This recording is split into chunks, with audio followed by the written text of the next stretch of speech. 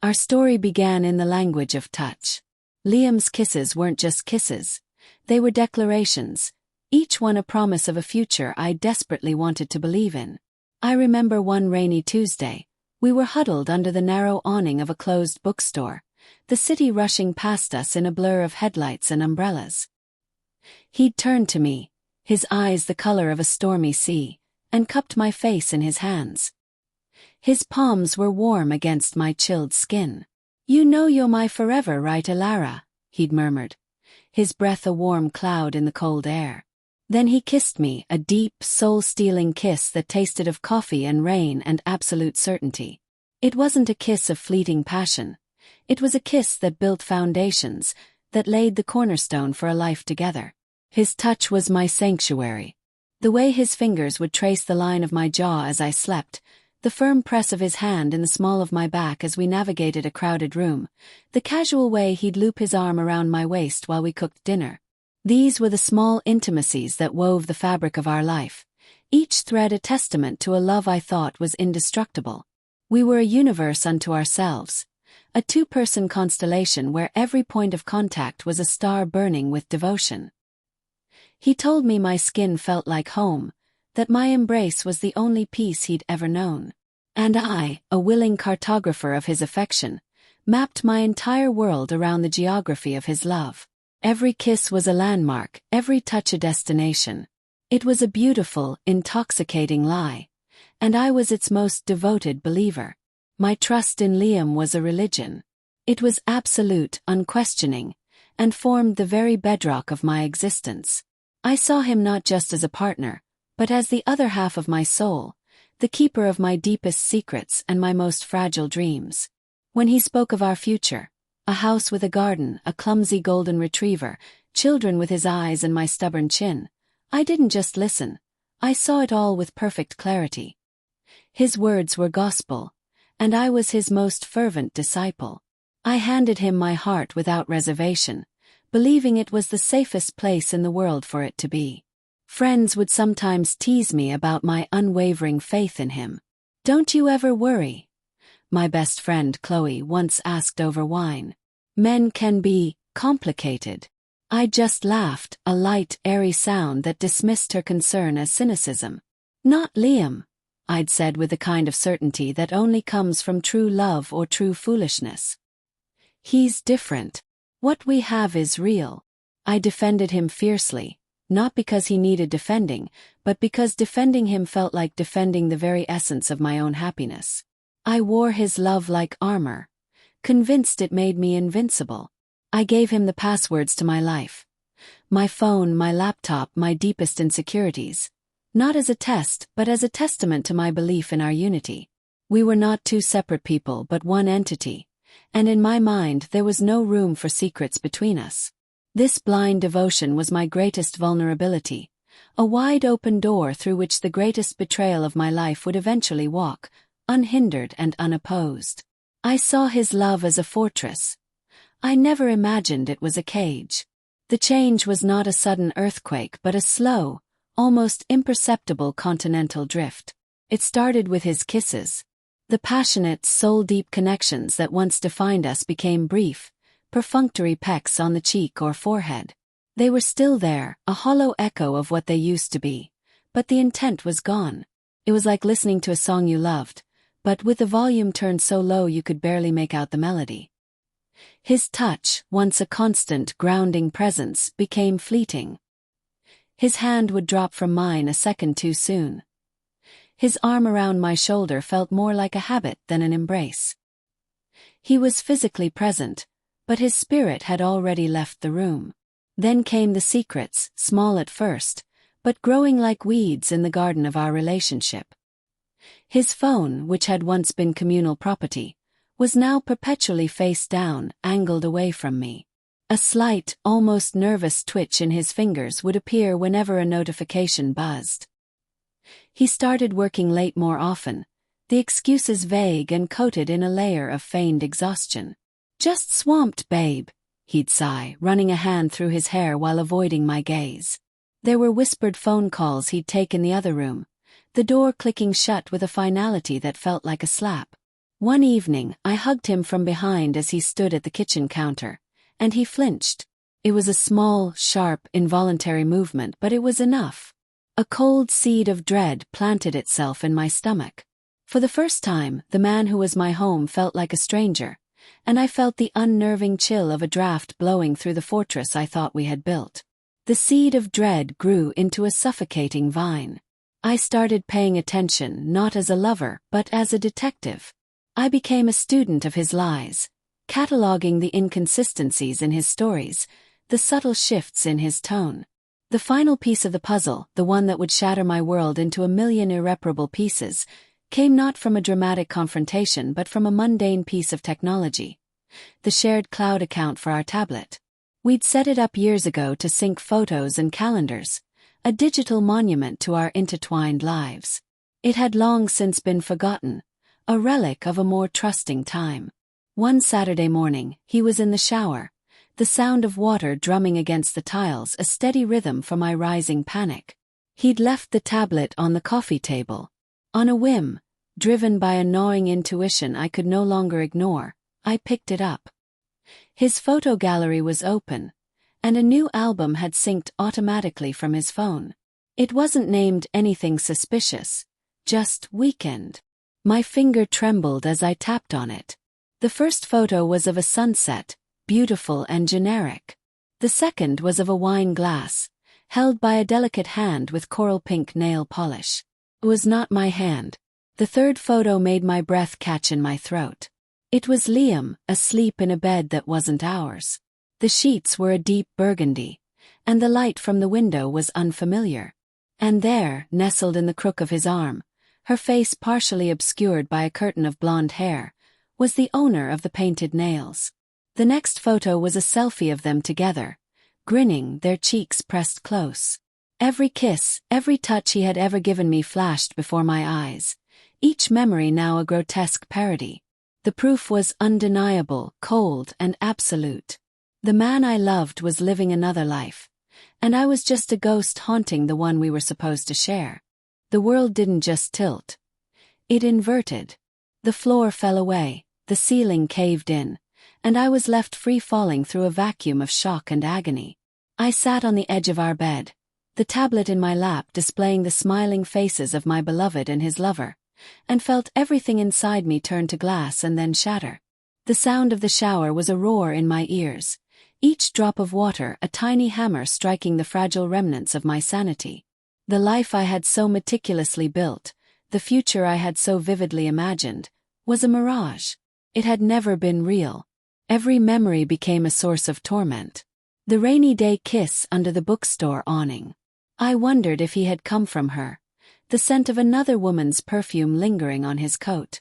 The nights he'd held me and sworn I was his only one. I now pictured him composing text messages to her over my sleeping shoulder. The intimacy we shared, the moments I had cherished as sacred, were now desecrated. They weren't acts of love, they were acts of profound betrayal, each one a lie performed with masterful skill.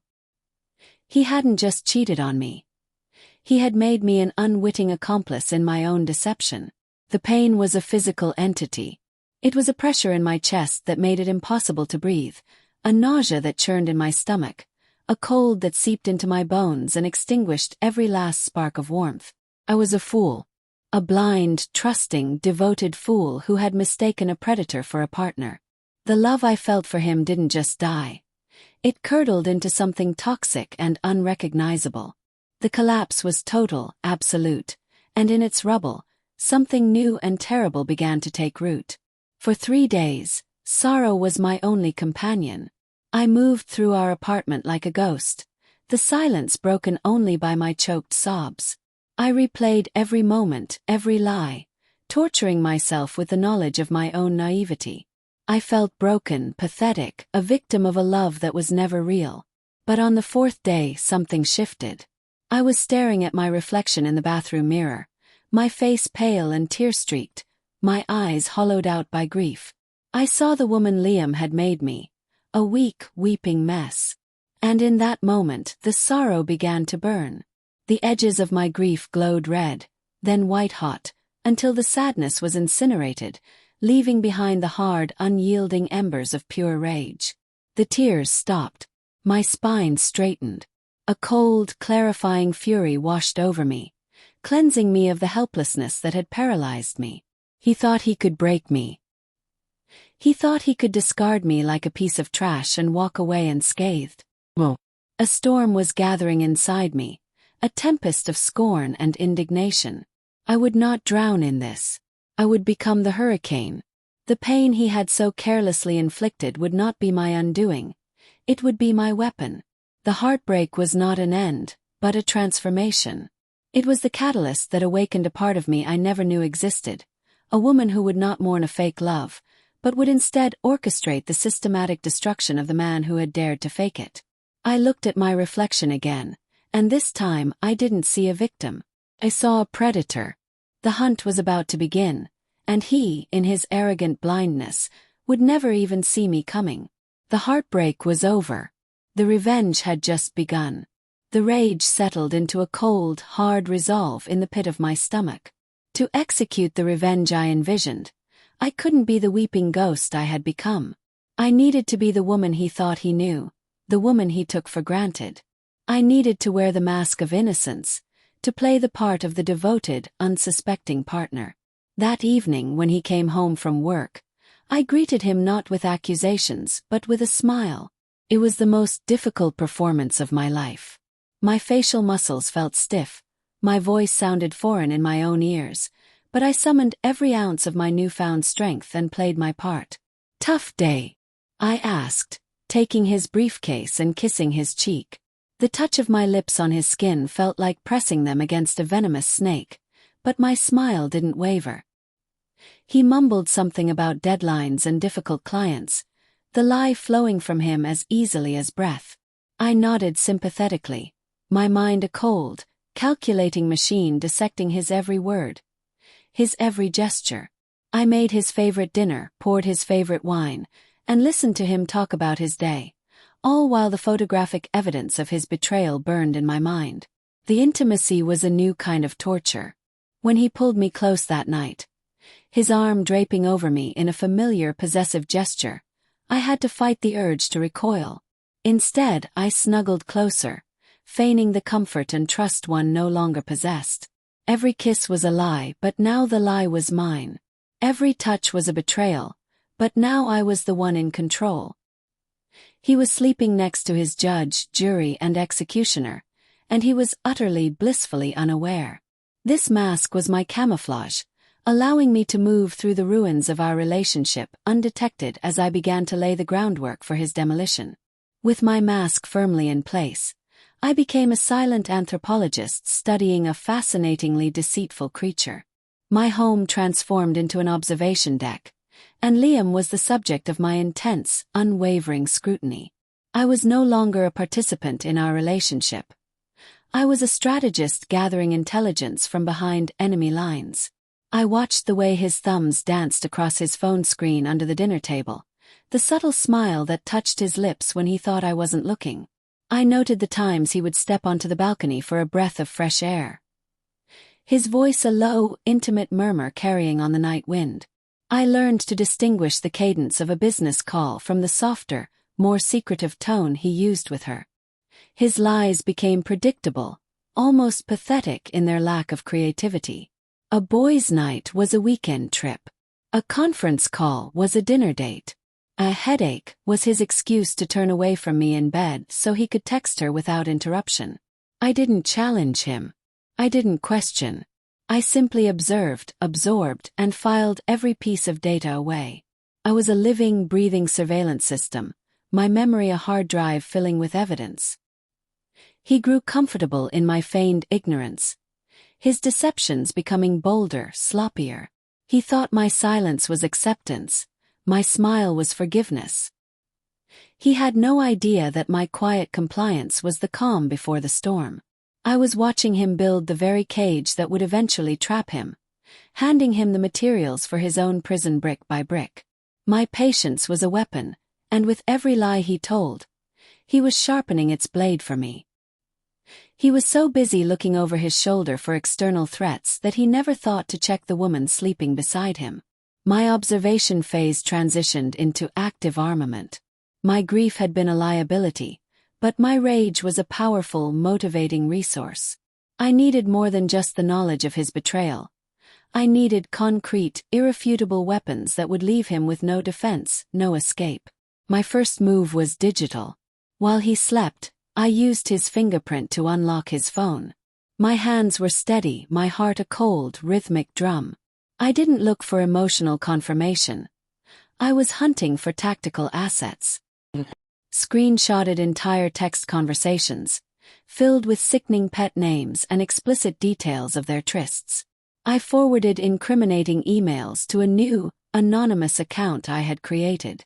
I found receipts in his digital wallet, hotel rooms booked on days he was working late, expensive jewelry I had never seen, flights to cities he had never mentioned visiting. My arsenal grew beyond the digital realm. I became a master of subtlety. I accidentally overheard a conversation he had with his financial advisor, learning about a secret investment account he was building. Our money funneled away for his future with her. I cultivated a casual friendship with a junior colleague of his, a sweet girl named Maya who, after a couple of well-timed girl talk lunches, lamented how Liam was taking credit for a massive project she had single-handedly managed. This wasn't just about his infidelity anymore. It was about his character, a rotten foundation of deceit that extended into every corner of his life. I gathered allies without them even knowing they were on my side. I collected his lies, his financial secrets, his professional deceptions, and his empty promises. Each piece of evidence was a bullet, and I was methodically loading the magazine, preparing for the moment I would finally pull the trigger. My revenge would not be a crime of passion. It would be a cold, calculated, and perfectly executed masterpiece of destruction. It was time to test the waters, to throw the first stone and watch the ripples. The attack had to be subtle, untraceable, a whisper of misfortune that would unsettle him without revealing its source.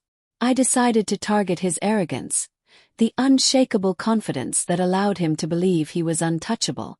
His professional life was the perfect arena.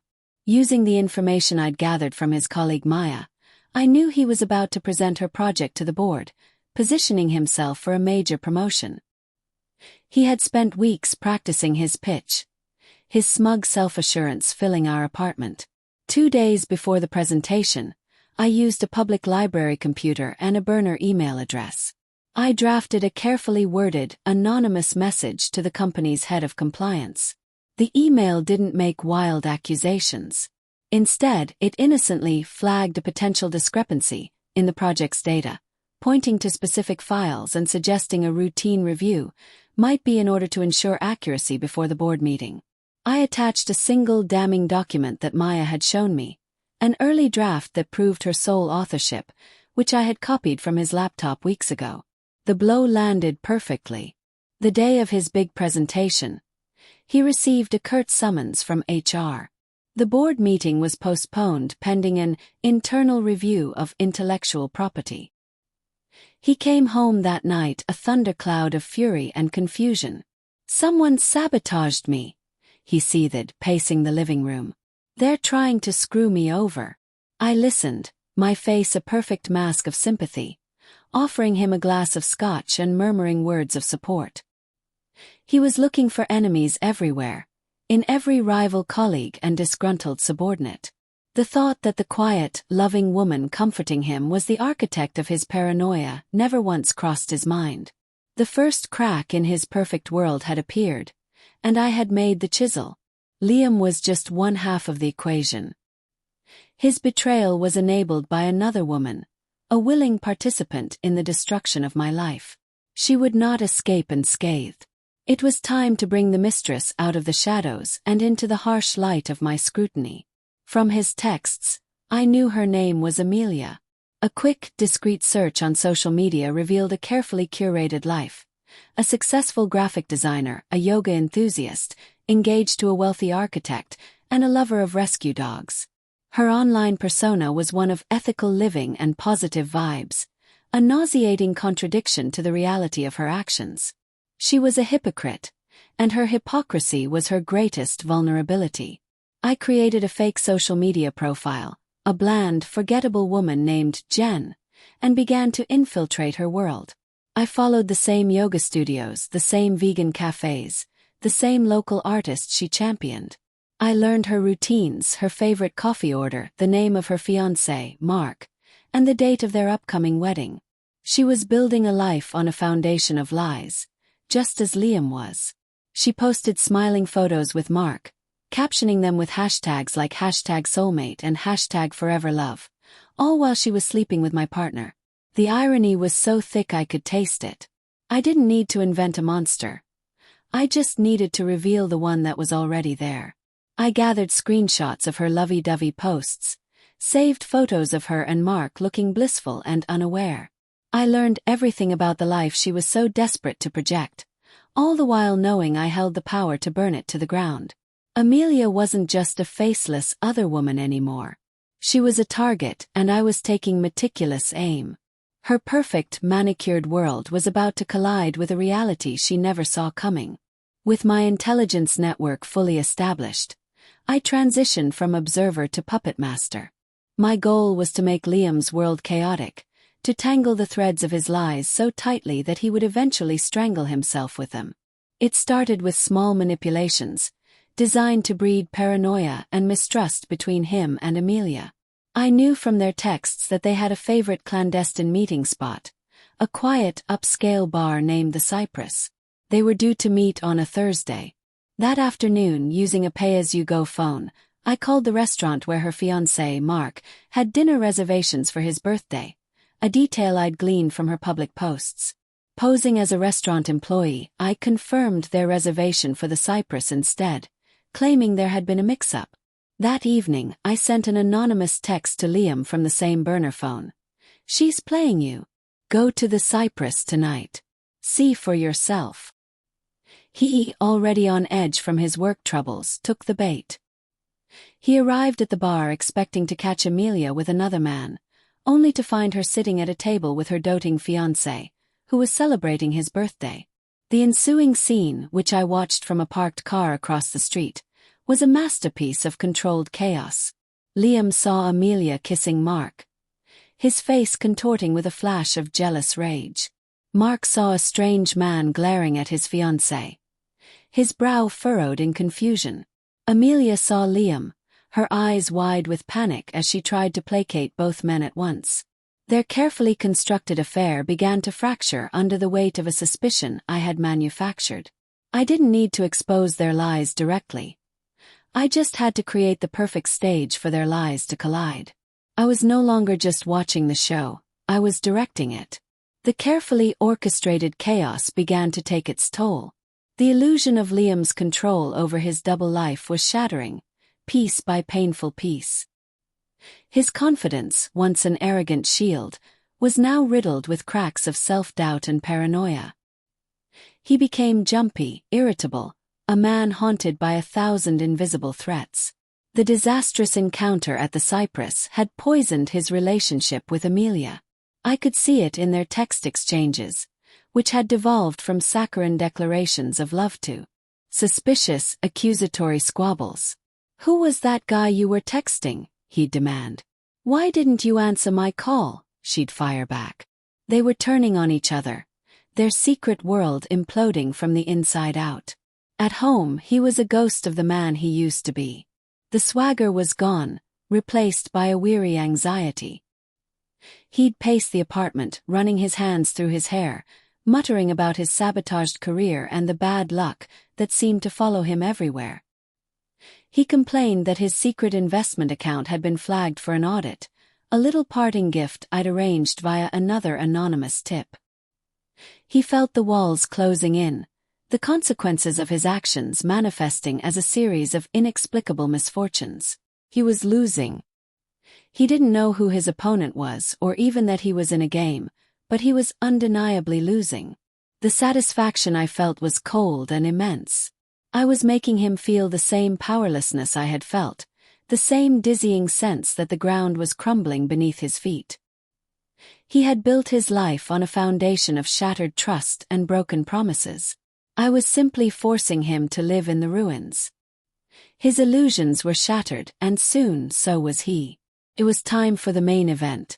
The small cuts and manipulations had bled him slowly, but I wanted a mortal wound. I wanted to strip him of the one thing he valued more than money or women: his reputation.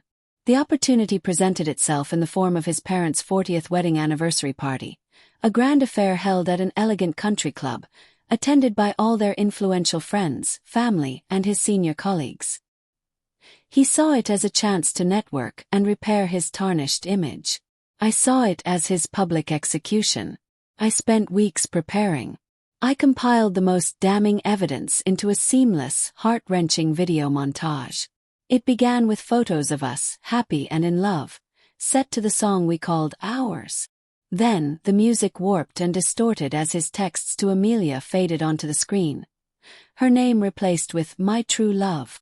Photos of them from the synced Cloud album appeared next, followed by scanned receipts for hotel rooms and gifts. The finale was a snippet of audio I had recorded one night when he'd been on the phone with her on the balcony. His voice thick with the same promises he had once made to me. I timed my strike perfectly. Just after his father gave a moving speech about family, integrity, and honor, Liam stood up to give a toast. As he raised his glass, the lights dimmed, and my creation played across the two massive projection screens on either side of the stage. A collective gasp rippled through the room. Liam froze, his face draining of all color as his secret life was broadcast for everyone he respected to see. His mother began to sob. His boss stared at him with cold fury. There was no explanation, no escape. I had turned his moment of honor into his ultimate degradation, stripping him bare in front of the very people whose approval he craved most. Liam's humiliation was only the first part of the finale. Amelia, the co-conspirator in my pain, had a price to pay as well. While the chaos erupted at the anniversary party, my second pre-planned attack was already in motion. Her destruction needed to be as public and as devastating as his. I had created a simple, anonymous website, a single web page titled, "The Truth About Amelia Vance." The URL was sent in a scheduled email to a carefully curated list. Her fiancé Mark, his entire family, her closest friends, her boss, and the senior partners at her design firm. The website was a masterclass in character assassination, built entirely on her own words and actions. It featured a side-by-side comparison. On the left, screenshots of her public social media posts professing her undying love and loyalty to Mark. On the right, the corresponding time-stamped text she was sending to Liam, filled with lust and promises of a future together. It included photos of her with Mark captioned #soulmate, right next to the secret photos of her with Liam. It was an undeniable visual timeline of her hypocrisy. The final piece was a short, factual narrative explaining that she had been carrying on an affair with a man who was also in a committed relationship, knowingly helping to deceive two innocent parties. By the time the party guests were picking their jaws up off the floor, Amelia's world was simultaneously burning down. Her engagement would be over. Her reputation among her friends and family would be shattered. Her career, built on an image of trust and creativity, would be irrevocably damaged. She had helped Liam betray my trust, so I took away everything she had built hers on. She wasn't just the other woman anymore. She was a pariah, undone by her own duplicity. The aftermath of the party was a silent, desolate wasteland. We drove home without exchanging a single word. The air in the car was thick with the toxic fallout of his exposure. He didn't rage, he didn't accuse. He just sat there, hollowed out, staring blankly at the road ahead. The arrogance had been surgically removed, leaving behind a man utterly broken. It was in that silence that the pieces finally, horrifyingly, clicked into place for him. He replayed the past few months in his mind, and this time he saw the pattern. The anonymous tip at work. The disastrous encounter at the Cypress. The financial audit. The perfectly timed, perfectly executed video that had just demolished his life. It all pointed to one impossible source. He really looked at me for the first time in months. The loving, naive woman he thought he knew was gone. In her place sat a stranger with cold, calm eyes that held no trace of love or pity. He saw it then. the mask of innocence I had worn, the chillingly patient performance.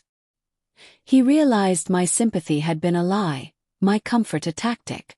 Every kiss I'd given him since my discovery had not been an act of love, but an act of war. "It was you," he whispered, his voice hoarse with disbelief. "All of it. It was you." There was no triumph in my expression, only a flat, dead certainty. I didn't need to confirm it. He knew. He finally understood that he hadn't just been a cheater who got caught. He had been the unwitting pawn in a game he never even knew he was playing, a game orchestrated by the woman he had so casually destroyed. His downfall wasn't an accident. It was a meticulously crafted masterpiece, and I was its artist. My revenge was not just about exposure. It was about reciprocity. I needed him to feel the precise shape and weight of the pain he had inflicted on me. Humiliation was just the beginning. The next day, the consequences began to cascade. He was fired from his job, the intellectual property review I had initiated now reframed in the context of his profound lack of integrity. His parents, pillars of their community and utterly mortified by the public scandal, told him not to contact them. They had disowned him, not just for the affair, but for the shame he had brought upon their name. The friends who had clapped him on the back and admired his success now crossed the street to avoid him. He was a social leper. But the cruelest blow was the financial one. The secret investment account, the one he was building for his future with Amelia, was frozen. Our shared assets were now locked in a legal battle I had initiated weeks prior, with a lawyer who had all the evidence of his financial infidelity. He was left with nothing. No job, no family, no money, no respect. He was trapped in our apartment, a place that was once his sanctuary and was now his prison, surrounded by the memories of a life he had torched. He would call my name in the middle of the night, not in anger, but in a raw, desperate plea. He was experiencing the freefall I had known, the gut-wrenching realization that everything you believed to be solid and true was gone. He was feeling the despair of being utterly alone, of having his entire world dismantled by the person he was supposed to trust most. It was the exact heartbreak he had caused me, delivered back to him with chilling precision. After a week of letting him stew in the ruins of his life, I decided it was time for the final act. I found him sitting on the floor of our living room, surrounded by unpacked boxes I had started to fill. He looked up at me, his eyes red-rimmed and empty. The fight was gone, leaving only a hollow shell of a man. "Why?" he croaked, the single word encompassing everything he had lost. I didn't sit. I stood over him, a judge delivering a final verdict. "You want to know why?" I said, my voice devoid of emotion. "Because you made me. You took my love, my trust, and my future, and you set them on fire for your own selfish amusement. You thought I would just cry and walk away. You underestimated me." I walked him through it step by agonizing step. "I knew the moment I saw the pictures on the tablet," I said, watching the flicker of memory in his eyes.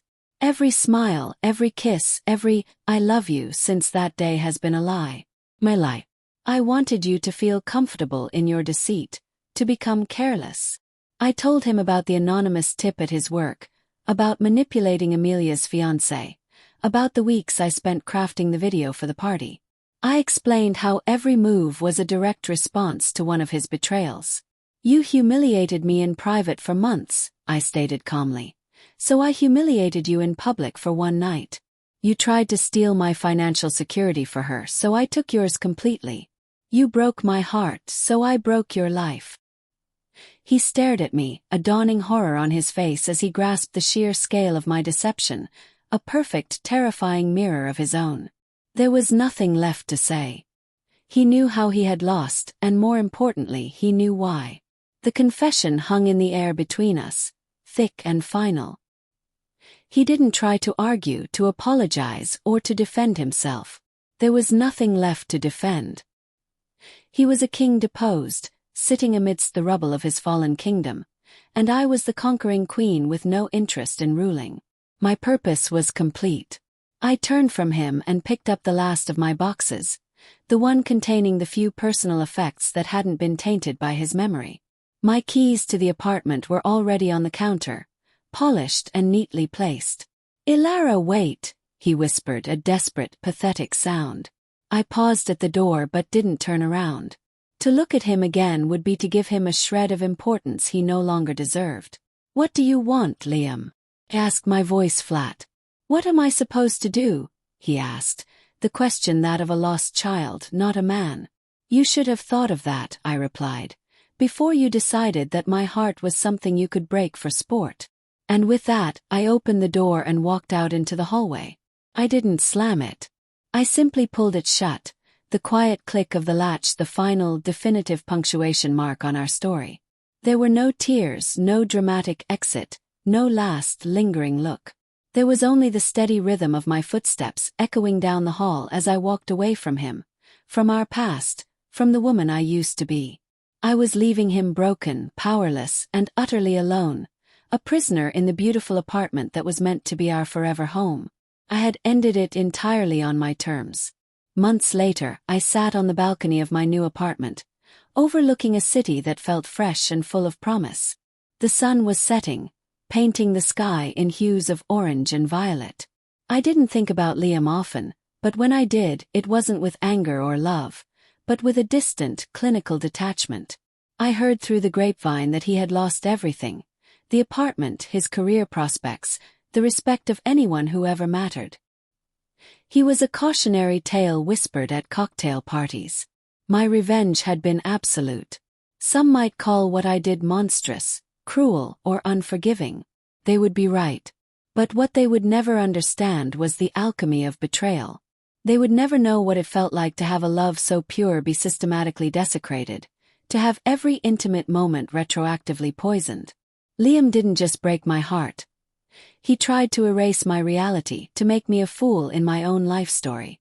My revenge wasn't just about causing him pain. It was about reclaiming my narrative. I took the agony he gave me and forged it into a weapon. I took the power he thought he had over me and used it to dismantle him. The love that was once betrayed had been transmuted into a formidable, unyielding strength. He had made me feel a pain I never thought possible, and in the end, my revenge made him feel every last ounce of it right back. The scales were balanced. My heart was not healed. Some wounds never fully close, but it was my own again. And in the quiet twilight, that felt like a victory.